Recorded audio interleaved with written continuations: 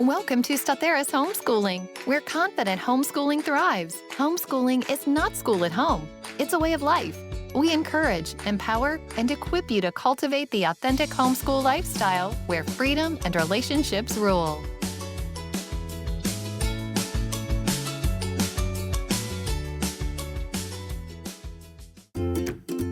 A unit study is one of the most powerful tools in a homeschooler's toolbox. It lets you take a single topic, anything that your kids are curious about, and weave it into every subject: reading, writing, science, history, art. It's all connected, and it's all meaningful. The best part? You do not need an expensive curriculum to do it. You can create your own, and it can be absolutely amazing. You can do this, you just need to learn how. That's exactly why we created our course, How to Create a Unit Study, to show you how.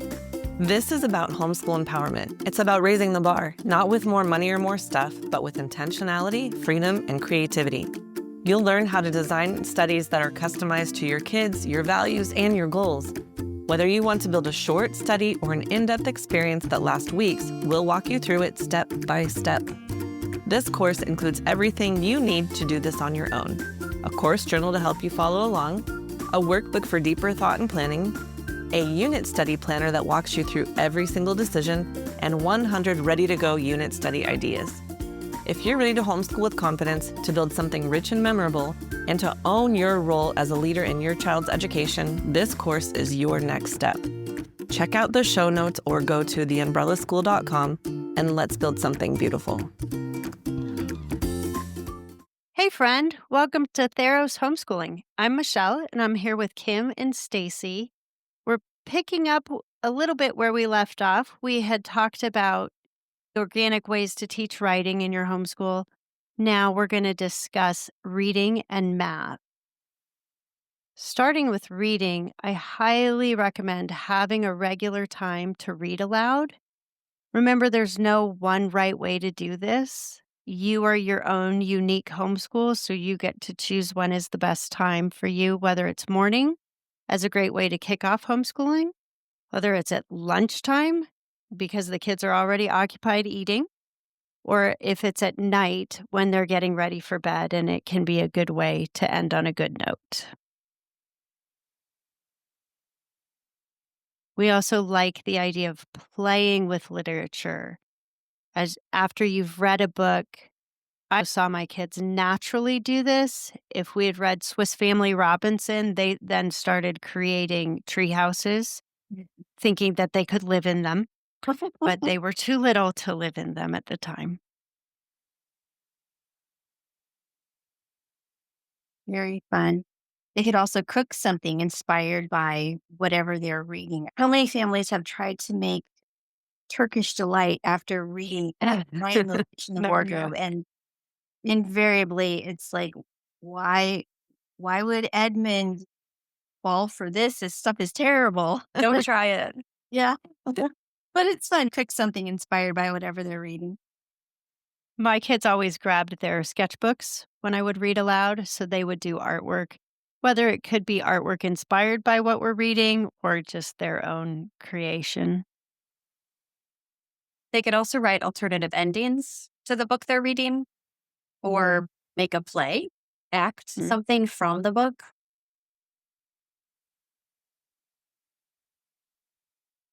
When we read books that were based in other countries, we would sometimes take a virtual field trip and check it out online, see what the fjords were like in Norway, what the spring may have been like, but then the summer, different spring, summer, and winter for all the skiing. That's fun. Great idea. You could also listen to music from the time period that you just were reading about in a book. You could also dress up as somebody from that book.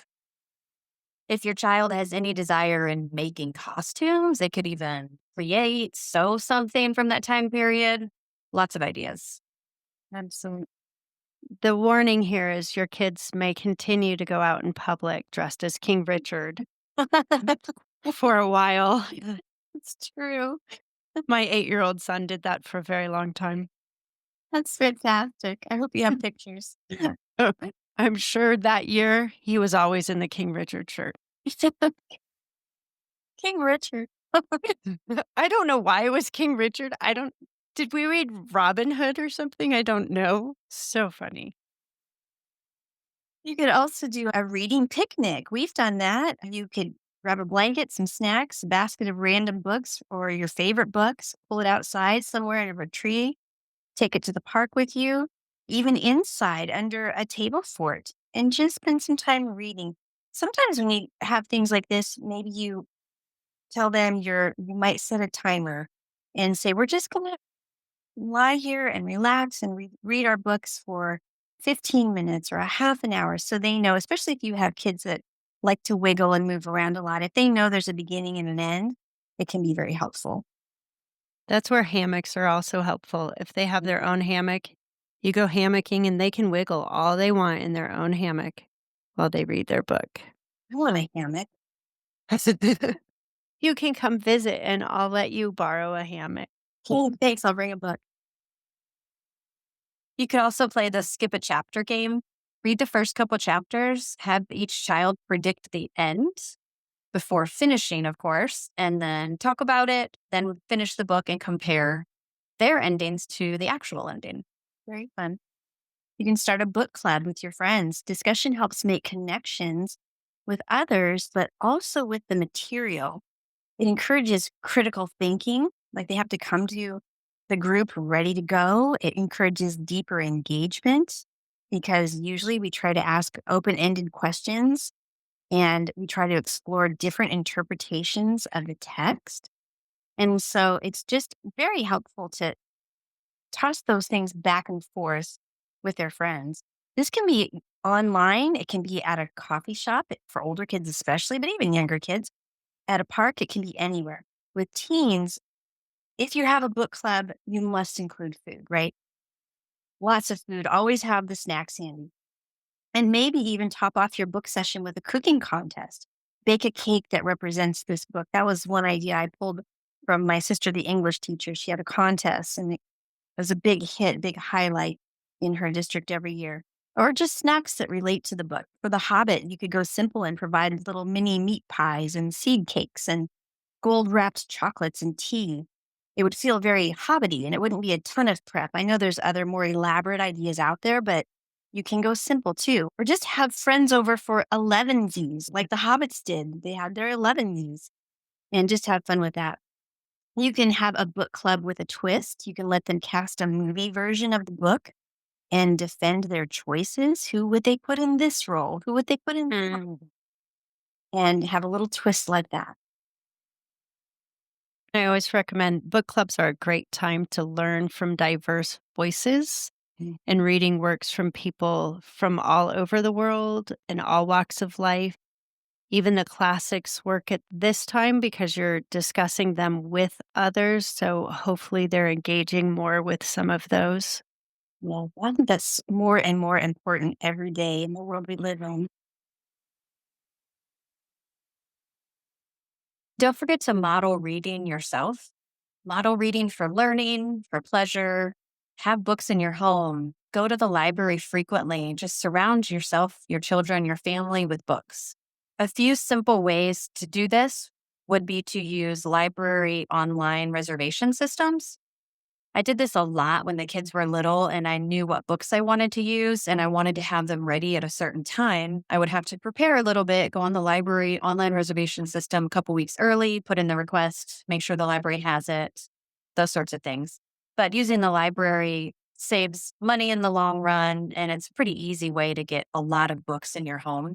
I think we've talked about before, all of us have taken laundry baskets or multiple bags to the library. Maximum amount. Yes, checking out the maximum amount. And also, if you let your child get their own library card, you could check out more books. That's just how we know. So just don't forget to plan ahead for popular books, seasonal books. Christmas books are going to be out around Christmas time. Just plan ahead. There are other things besides books, too. There's opinion pieces, and then you can have a friendly debate about the content. Keep it friendly.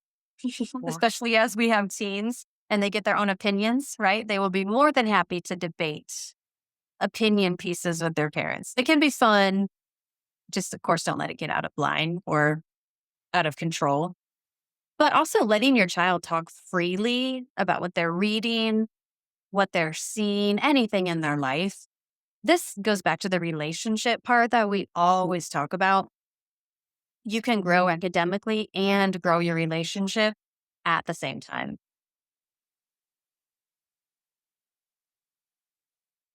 Jill, what is it that you often say we create kind of a family language or vocabulary? Yes, you'll find it really funny, especially when you read aloud with your kids or you're reading the same book even at a different time, is suddenly they're starting to finish each other's sentences with a quote from a book. Or even you find that even with the movies that your family watches together. Sometimes they lose me, but it's fun when I go, "Oh, I know what book you're talking about." But yes, they do. They have their own language and it becomes a family language. And it builds the relationships in your family that way. Even my husband has jumped in and said, "Wait, now I have to read that book too." Huh? Great. Like Captain America, right? Where he says, I understood that reference. Yes, yes. That's awesome. We use that a lot in our house. We always say to be sure to let them just read for pleasure, even if it's below their quote unquote grade level. That's fine. Or you look at a book and you think, wow, I don't think they're going to be able to handle that. Let them pick them out, read for pleasure, read just for enjoyment. Let them choose their books. It builds a love of reading, and it also it really builds their what we call reading stamina, how long they can read at a stretch. This is another tip I learned from my sister, the English teacher. I feel like I need to capitalize and hyphenate that now. But she gave me lots of good tips as our boys were growing up. Build their reading stamina simply by letting them read for pleasure. If that's at nighttime under the covers with a flashlight, go for it. If that earns them an extra half an hour of reading before bedtime, go for it. Let them read for pleasure. Be Audiobooks careful. as Yeah. well as graphic novels too. And in our house, there was a period of time my husband came up with this kind of fun idea. He created a house rule. He said for every hour that they would read, they could earn an hour of screen time, which seems a little extravagant now that I look back, but it worked for a while. But our younger, very enterprising son asked one day, he came up to me and he asked if he read the Bible for an hour, could he earn 2 hours of screen time? I thought, that's very clever of you. So, yeah, I think we actually did that for a while. We want your kids in the Word. That's one way to do it. And then sometimes you can temporarily at least skip the more classic things unless you have a really good, maybe kid version. Sometimes the older classics can seem a little bit intimidating to some of our kids, and that's all right. Grab onto some more modern things, hook them into reading in general, and then later on you can circle back to older stuff. I think we've talked about that. Some of our older kids come circling back on their own later on, coming back and saying, wow, I never actually did read Moby Dick or whatever it was. I really should go back and read that, and doing that on their own, which is fun to see. So, not that you toss them out the window at all. Of course, we need to have those kinds of things in there, but don't let it stress you out if you don't get to every single classic every single year. I liked what you said about a hook for reluctant readers. One thing is just surrounding your kids with books, leaving books out on the coffee table that you think they might be interested in. As they're waiting for dinner, they may grab a book and look at it. I remember I had a reluctant reader. He was very capable of reading, but he really enjoyed me reading to him. And it was back to Swiss Family Robinson. We started reading that. And then I said, I really need to go make dinner now. He said, no, Mom, one more chapter. I said, you can read it.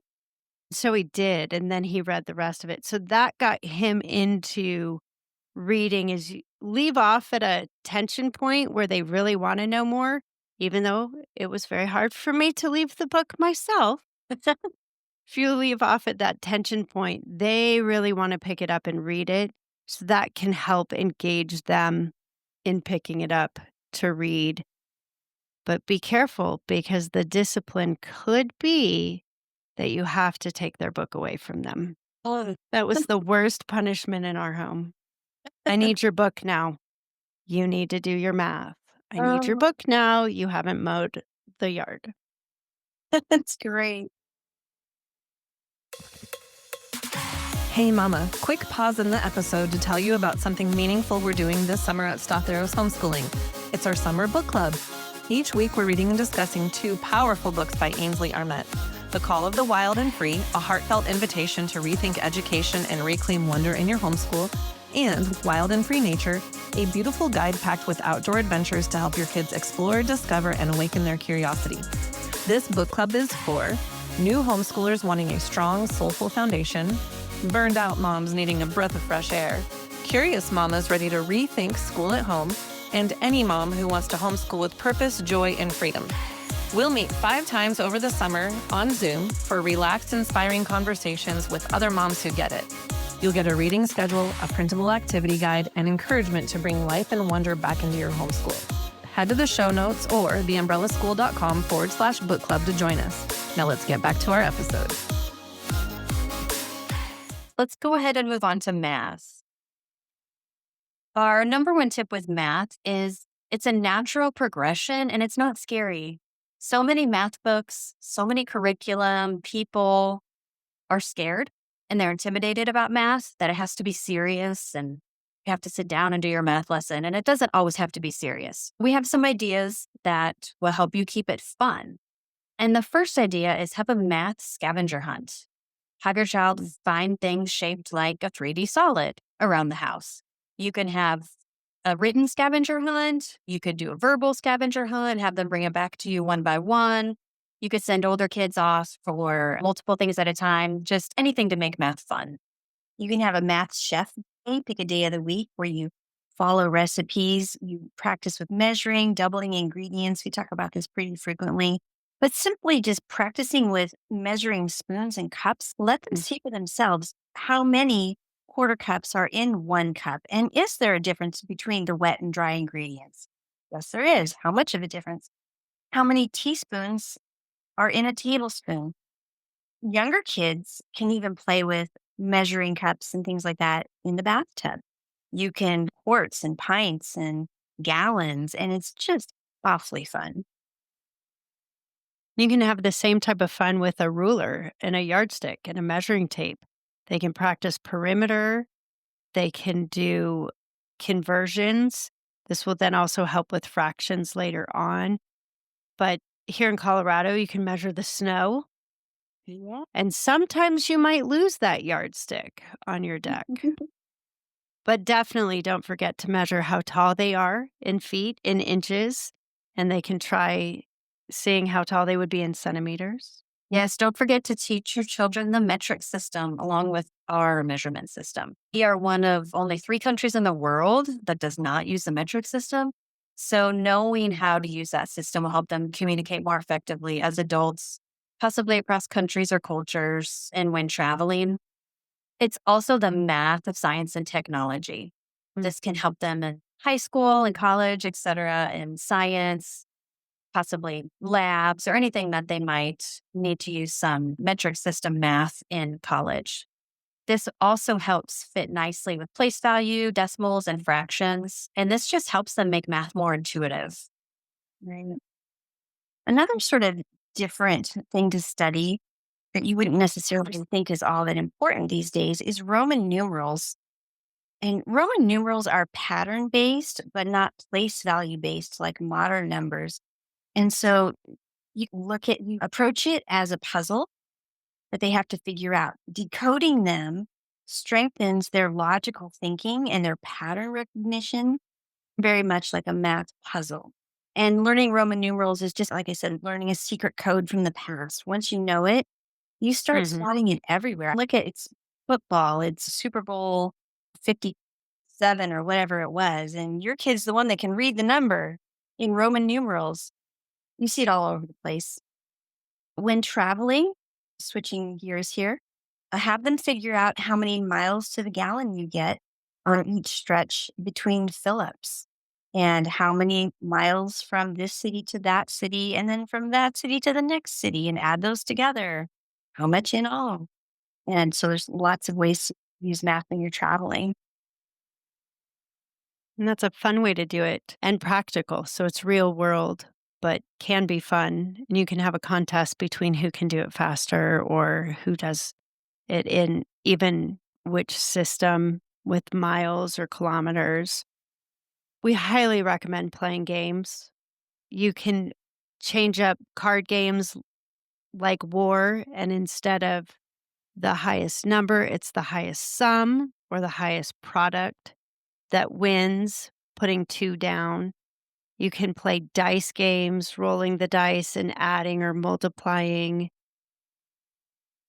Puzzles are great for any of these things as well. Of course, there's all the board games too: Monopoly, Counting Money, Yahtzee, teaches addition and probability, Clue for deduction. There's so many games out there. You can even make your own games. One of the games we played when my kids were little was a math game where it was an Egyptian pyramid. Everybody had their own pyramid. And so you would draw a number and it would be put at the top. And then you would have to make your pyramid bases moving up using addition and subtraction for the younger kids. And then as they got older, you could add multiplication and division. So there's so many creative games out there. Fun.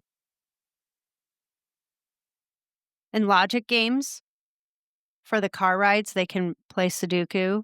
They can play Mastermind together. Even chess is a logic game, and it helps their thinking skills. Oh my goodness. I taught my younger son how to play chess when he was like 7. I think I beat the first game and I haven't beat him in chess since then. And we're literally playing to this day. We play on an app actually. Oh, and he beats me every single time. No one, but it's fun. It's fun. Truthfully, even pool, you can use pool to teach geometry Yes. with the angles. Not that I'm capable of doing that myself, but I have heard people doing it. You could also set up a mini store at home. They can use fake money or real money. Let your children practice making change, adding up purchases, calculating a discount. And for the younger kids, this lays a foundation for later working with fractions and decimals. You can also do nature math. This is a lot of fun. Just getting outside, playing with whatever you find. You can find patterns in nature. Think of tree rings on a fallen tree, Fibonacci spirals in flowers. You can count petals and leaves. You can put rocks in circles and create those beautiful symmetrical shapes. Build nature mandalas using symmetry and shapes. Lots of fun things if you just start to look for it. And of course, learning your skip counting. This can take place wherever you are. My kids learned skip counting through a CD in the car on the way to other activities. Put it in, put it to music. Pretty soon they're going to know all their skip counting. Yeah, that's fun. And then you can set up little math detective challenges. You can ask them, and this can be a mental math type of thing, or you might have little objects that you use. You can say the candy jar has 132 candies. Each kid takes 12 of them.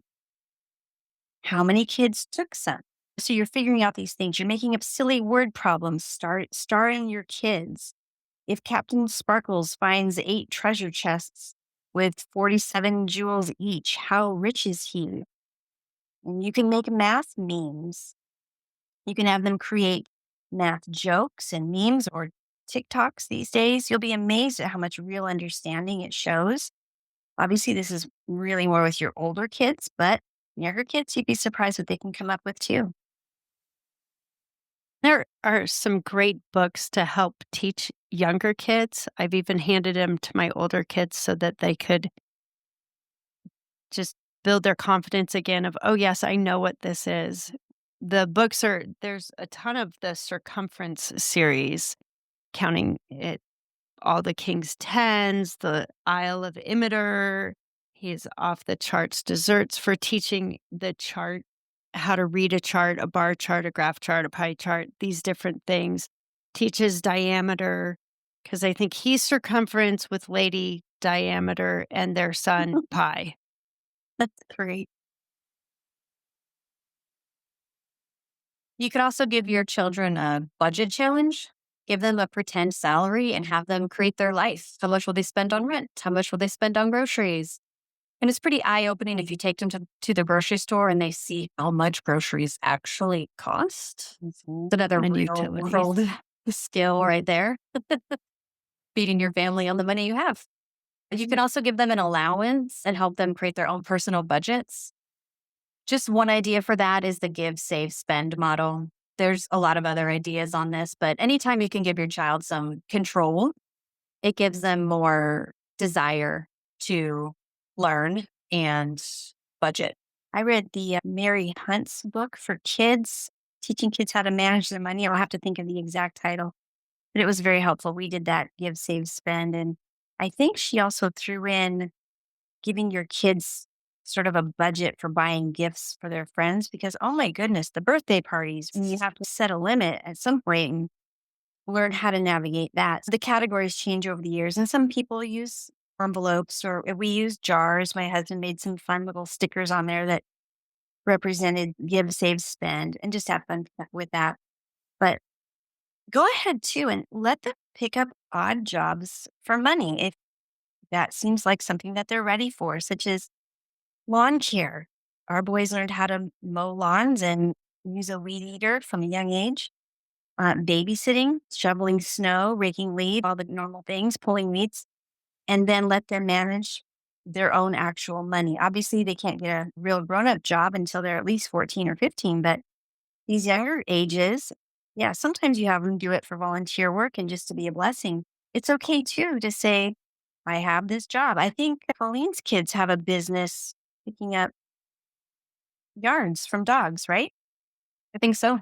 Yeah, which is fantastic. So those are some ideas there to let them actually have their own money. And think about other real life skills or hobbies that involve math that you can reinforce with your children if they are interested at all in things like sewing, carpentry, landscaping, even hanging pictures, putting together furniture, painting a room, all the way up to starting a business. All of those involve math. So if they see, oh, I do need to do these skills in order to meet my goal, it gives them some ownership. And then you're going to need to walk them into the real life survival math. We all have to pay taxes. They are going to have to understand how they do that and how to save so that when tax time comes, they have the money to pay for the taxes. Understanding interest rates, ability to compare those, whether it's important to take out a loan because it's a lower interest rate and you get more money by keeping your money in the bank. Comparing those two things, understanding how to pay credit card bills and understanding when you pay just the minimum, what the interest rate on what you haven't paid equates to. Just the real life of bills. But notice they will also make mistakes. Each one of us have made mistakes with our own money. They're going to make them, help them understand that it's recoverable and how they can pick up the pieces and understand that they may have to put themselves on a tighter budget or work a little harder or things like that, because we can't expect them to be perfect. We want to help them walk through these challenges, but it's important to give them that grace and that space to make those mistakes and learn how to pick up the pieces from them. One thing that's important too is to help them open a bank account, maybe when they're just in middle school, where they can put in their babysitting money and things like that. But then as they hit high school and later high school, encourage them to get a real job and they can practice all their reading and writing skills because they'll write their resume and they'll do things like that. And then they get to put their real money into their own bank account. Good tips.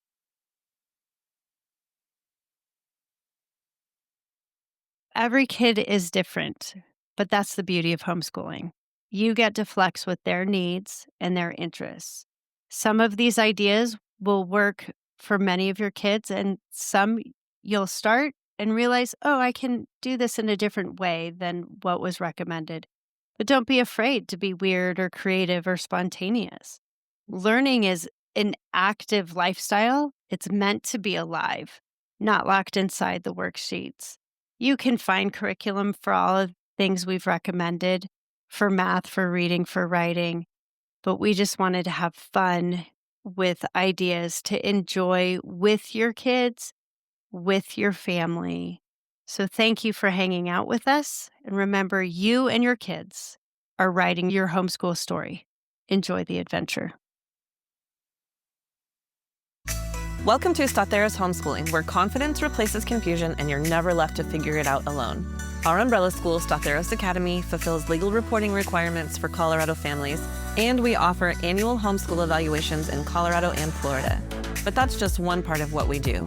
We also offer personalized coaching, official transcripts, high school planning help, and detailed transcript reviews so your student stays on track and set up for success. Do you need tools to stay organized? Our shop is stocked with homeschool essentials like planners, attendance logs, course description guides, report cards, unit studies, and even creative printables for younger learners. Whether you need parent training support, guidance on how to plan, ideas on how to teach, scheduling assistance, help with course planning, high school help, or just peace of mind that you're doing it right, we are here for you. Visit the show notes for more information and let us walk alongside you.